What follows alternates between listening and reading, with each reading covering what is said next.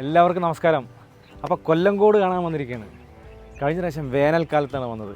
ഇപ്പോൾ മഴ പെയ്തിട്ട് കൊല്ലങ്കോടൊക്കെ നല്ല എന്താ പറയുക, പ്രകൃതിൻ്റെ പച്ച പുതച്ച് കിടക്കുകയാണ്. അപ്പോൾ ഈ മഴക്കാലത്ത് കൊല്ലങ്കോട് എങ്ങനെയുണ്ടാവും നമുക്കെന്തായാലും കണ്ടു നോക്കാം. എന്തായാലും ഞാൻ ഒറ്റയ്ക്കല്ല, എൻ്റെ കൂടെ ഒരാൾ കൂടി ഉണ്ട്, നമ്മുടെ രാജേഷ് ബ്രോ. നമസ്കാരം. അളിയൻ വന്നിട്ട് ഇപ്പോൾ പ്രവാസിയാണ്, ഗൾഫിൽ നിന്ന് വന്നതാണ്. അപ്പോൾ ഈ സ്ഥലങ്ങൾ പാലക്കാടായിട്ട് ഇവിടെ കൊല്ലങ്കോട് അധികം കണ്ടിട്ടില്ല. അപ്പോൾ കൊല്ലങ്കോടിൻ്റെ ഓരോ ചെറിയ ചെറിയ സ്ഥലങ്ങൾ നമ്മളൊന്ന് കാണിച്ചു കൊടുക്കും. എന്നിട്ട് അളിയൻ്റെ എക്സ്പീരിയൻസ് നമുക്ക് ലാസ്റ്റ് ചോദിക്കാം. അപ്പോൾ എന്താ തുടങ്ങല്ലേ യാത്ര? നമുക്ക് തുടങ്ങാം. കൊല്ലങ്കോട് വരുമ്പോൾ നമ്മൾ ആദ്യം തന്നെ പോകുന്നത് ഈ കളത്തിലേക്കാണ്. കളത്തിലേക്ക് പോകുന്ന വഴി തന്നെ നല്ല അടിപൊളിയാണ്. നെല്ലിയാമ്പതി മലനിരകളും അതുപോലെ തന്നെ തെങ്ങുകളും പച്ചക്കറി കൃഷികളും പാടങ്ങളൊക്കെ ആയിട്ട് ഒരു പ്രത്യേക ഫീലാണ്. ഇത് കൊല്ലങ്കോട് വന്നു കഴിഞ്ഞാൽ നമുക്ക് ഒരുപാട് ഇങ്ങനത്തെ കൃഷികൾ കാണാം. ഇത് പാവയ്ക്കയാണ്, ഇതുപോലെ പടവലങ്ങ എല്ലാം. ഇപ്പോൾ കൊല്ലങ്കോടിൻ്റെ അടുത്ത് തന്നെ പനങ്ങാട്ടിയുണ്ട്, അതുപോലെ തന്നെ എലവഞ്ചേരി ഗ്രാമപഞ്ചായത്ത്, ഇതെല്ലാം കൊല്ലങ്കോട് വരുന്നതാണ്. എലവഞ്ചേരി ഗ്രാമപഞ്ചായത്ത് എന്ന് പറഞ്ഞു കഴിഞ്ഞാൽ കേരളത്തിൻ്റെ പച്ചക്കറി തോട്ടം എന്നാണ് പറയുന്നത്. കൊയ്ത്തുകാലമായി കഴിഞ്ഞാൽ കൊയ്ത നെല്ലൊക്കെ ഇടാനായിട്ടാണ് ഈ കളം ഉണ്ടാക്കി വെച്ചിരിക്കുന്നത്. നല്ല പാടങ്ങൾക്ക് നടുവിലാണ്. വൈകുന്നേരങ്ങളൊക്കെ ഇവിടെ വന്ന് ഇരുന്ന് കഴിഞ്ഞാൽ നമുക്ക് സത്യം പറഞ്ഞു കഴിഞ്ഞാൽ തിരിച്ച് പോകാൻ തോന്നില്ല. ഓ അളിയാ, എങ്ങനെയാണ് കളമൊക്കെ ഇഷ്ടപ്പെട്ടോ? ആളിയാ, സത്യം പറയാലോ, പൊളി, സൂപ്പർ.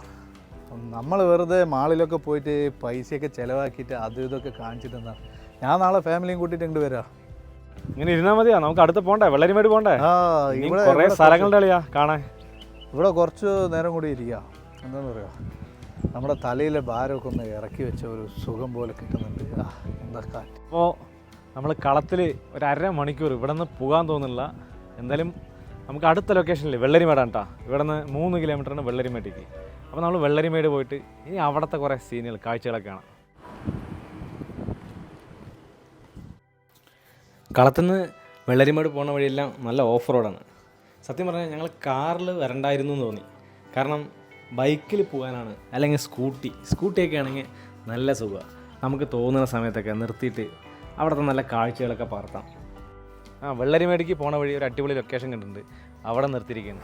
ഇതിനു മുമ്പ് ഈ സ്ഥലത്തിൻ്റെ സോഷ്യൽ മീഡിയയിലൊക്കെ ഇൻസ്റ്റാഗ്രാമിലൊക്കെ കുറേ കണ്ടിട്ടുണ്ട്. അപ്പോൾ എന്തായാലും കാണിച്ചു തരാം നിങ്ങൾക്ക്.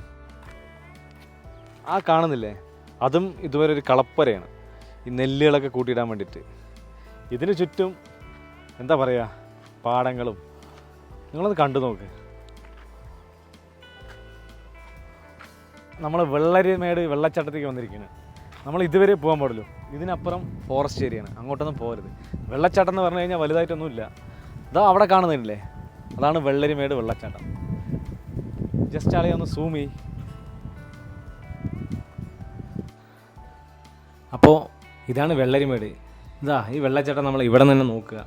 ഇതിനപ്പുറത്തൊന്നും ഒരിക്കലും പോകരുത്, ഇതെല്ലാം ഫോറസ്റ്റ് ഏരിയയാണ്. ഇതൊക്കെ മുമ്പൊരു ചായക്കടയായിരുന്നു. ഇപ്പോൾ ഒരുപാട് ആളുകളൊന്നും വരാത്തതുകൊണ്ടായിരിക്കാം ഇപ്പോൾ ഇതെല്ലാം പൂട്ടി. എന്തായാലും സ്ഥലം നൈസാണ്. അങ്ങനെ ഒരു 10-20 മിനിറ്റ് വെള്ളരിമേടിൽ ചിലവഴിച്ചിട്ട് ഇനി അടുത്ത ലൊക്കേഷൻ. അപ്പം ഇനി താമരപ്പാടം വ്യൂ പോയിന്റിലേക്ക് പോയിക്കൊണ്ടിരിക്കുകയാണ്. ആ വഴി തന്നെ കാണിച്ചു തരാം കേട്ടോ, അടിപൊളിയാണ്, ഒന്നും പറയാനില്ല. ഇതാ ഈ കാണുന്ന പാലമില്ലേ, ഈ പാലം കഴിഞ്ഞ് കഴിഞ്ഞാൽ നമ്മുടെ താമരപ്പാടമായി. സത്യം പറഞ്ഞു കഴിഞ്ഞാൽ കൊല്ലങ്കോട് ഒരു ദിവസം വന്നിട്ട് പോകാൻ പറ്റുന്നൊരു സ്ഥലമല്ല.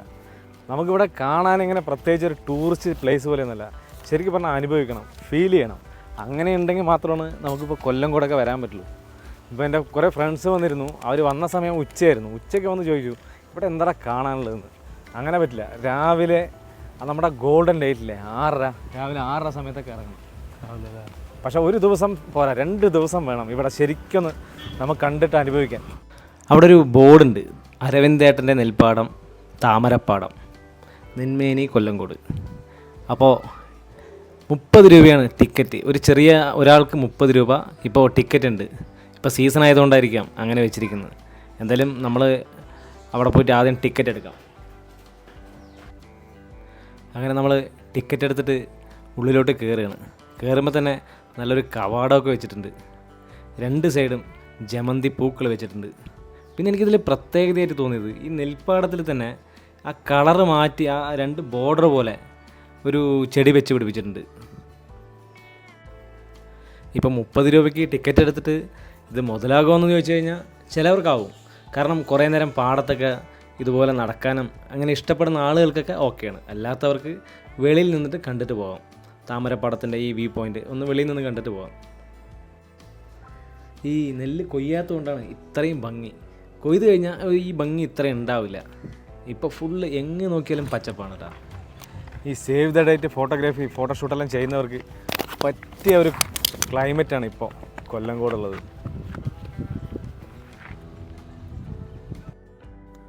ഫോട്ടോസൊക്കെ എടുക്കാൻ അവിടെ ഐ ലവ് കൊല്ലങ്കോട് എന്നൊരു ബോർഡ് വെച്ചിട്ടുണ്ട്.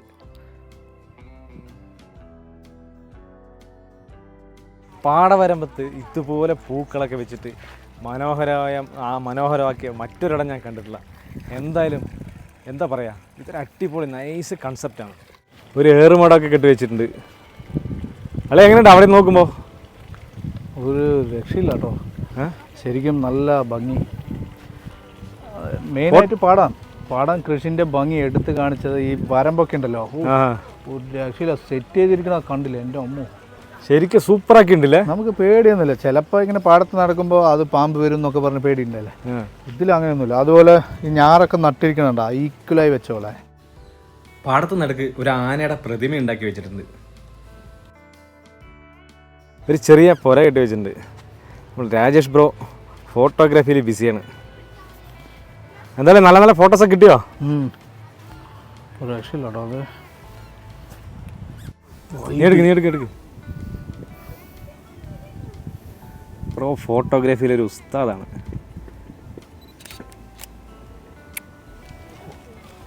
സൂപ്പർ. താമരപ്പടം എത്ര കണ്ടിട്ടും മടുക്കുന്നില്ല. പക്ഷെ ഞങ്ങളുടെ കയ്യിൽ സമയമില്ല. അതുകൊണ്ട് നമ്മൾ അടുത്ത സ്പോട്ടിലേക്ക് പോകും. ഈ താമരപ്പാടം വ്യൂ പോയിൻ്റ് ഫേമസ് ആവാൻ കാരണം ഇതാ ഈ കാണുന്ന വീടാണ്. ഈ മലയുടെ താഴത്ത് കാണുന്ന വീട്. ഇതിനു മുമ്പിലൂടെ സ്കൂൾ ബസ്സുകൾ പോകാറുണ്ടായിരുന്നു. അപ്പോൾ ആരോ എടുത്ത വീഡിയോ അങ്ങ് കയറി വൈറലായി. അതിനുശേഷമാണ് താമര പോയിൻ്റ് വ്യൂ പോയിൻ്റ് ഇത്രയ്ക്കും പോപ്പുലറായത്. ആ വീട്ടിലിപ്പോൾ ആരും താമസിക്കണമെന്നില്ല. താമരപ്പാടത്ത് നിന്ന് നേരെ ചിങ്ങഞ്ചിറയിലോട്ടാണ് പോകുന്നത്. പോകുന്ന വഴി മോഹനേട്ടൻ്റെ ചായക്കടയിൽ കയറി ഒരു ചായ കുടിച്ചു. ചായയുടെ കൂടെ ഒരു തേങ്ങാപ്പണ്ണ് ഓർഡർ ചെയ്തു. എന്തായാലും ചായ ഒരു അടിപൊളി ചായ. അങ്ങനെ മോഹനൻ ചേട്ടൻ്റെ ചായക്കടയിൽ നിന്ന് ചായ കുടിച്ചിട്ട് പോകുമ്പോഴാണ് ഇതാ അടുത്ത നമ്മുടെ ഫേമസ് ചായക്കട, ചെല്ലൻ ചേട്ടൻ്റെ ചായക്കട. ഇതും സോഷ്യൽ മീഡിയയിൽ ഒരുപാട് ഫേമസ് ആണ്. ഇത് ഫേമസ് ആവാൻ തന്നെ കാരണം ഇതാ ഈ പഴയ പട്ടപ്പരയാണ്. ഇത് കഴിഞ്ഞ് ചിങ്ങഞ്ചിറയിലോട്ടാണ്. പാമ്പ് നോക്കിയ ഒരു പാമ്പ്, ഒരു മഞ്ഞച്ചെറിയ. അങ്ങനെ നമ്മൾ ചിങ്ങഞ്ചിറയിലെത്തിയിരിക്കുകയാണ്. ഇവിടെ പ്ലാസ്റ്റിക്കുകളും മറ്റും നിക്ഷേപിക്കരുതെന്നൊരു ബോർഡ് ഉണ്ടായിരുന്നു. ചിങ്ങഞ്ചിറയിൽ എപ്പോഴും വരുമ്പോൾ ഒരു സിനിമയുടെ ഷൂട്ടിംഗ് ഉണ്ടാവും. ഇന്നും അവിടെ ഉണ്ട്. അതിനു വേണ്ടിയുള്ള തയ്യാറെടുപ്പുകളാണ് ഈ തോരണങ്ങളൊക്കെ കെട്ടിവെച്ചത്. അത് ഒരു ആൽബത്തിൻ്റെയാണെന്ന് വൈകിട്ട് കാളി എന്നാണ് അവർ ആൽബത്തിൻ്റെ പേര് പറഞ്ഞത്. എനിക്കെപ്പോഴും ഓർമ്മ വരുന്നത് സുന്ദരിയെ എന്ന് വാ എന്ന് പറഞ്ഞ ആൽബമാണ്. നമ്മുടെയൊക്കെ ചെറുപ്പത്തിൽ ഒരുപാട് ഫേമസ് ആയ ആൽബമാണല്ലോ. അത് ഇവിടെ വെച്ചാണ് ഷൂട്ട് ചെയ്തത്. അതുപോലെ തന്നെ കളിയാട്ടം, ഒടിയൻ, അങ്ങനെ ഒരുപാട് സിനിമകൾ. ഏറ്റവും അവസാനമായിട്ട് നമ്മുടെ ഹനുമാൻ കൈൻഡിൻ്റെ റൺ ഇറ്റ് അപ്പ് എന്ന ആൽബം, അത് ഇൻ്റർനാഷണൽ ലെവലിലാണ് പോയത്. ഇതാ ഇത് ഷൂട്ടിംഗുകാരാണ്. വൈകിട്ടുള്ള ആ ആൽബത്തിൻ്റെ തയ്യാറെടുപ്പിനായിട്ട് അവിടെ റെഡിയാക്കിക്കൊണ്ടിരിക്കുക. ഇവിടെ ഒരുപാട് തൊട്ടിലുകളും ചെറിയ കട്ടിലുകളും എല്ലാം കെട്ടിവെച്ചിട്ടുണ്ടാവും. അതെല്ലാം ഇവിടുത്തെ ഓരോ ആചാരങ്ങളും അനുഷ്ഠാനങ്ങളൊക്കെയാണ്.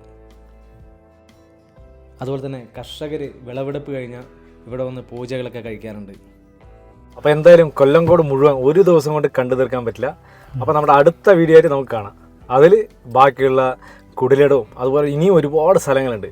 അതൊക്കെ നെക്സ്റ്റ് വീഡിയോയിൽ കാണാം. അപ്പോൾ അതുവരയ്ക്കും ബൈ.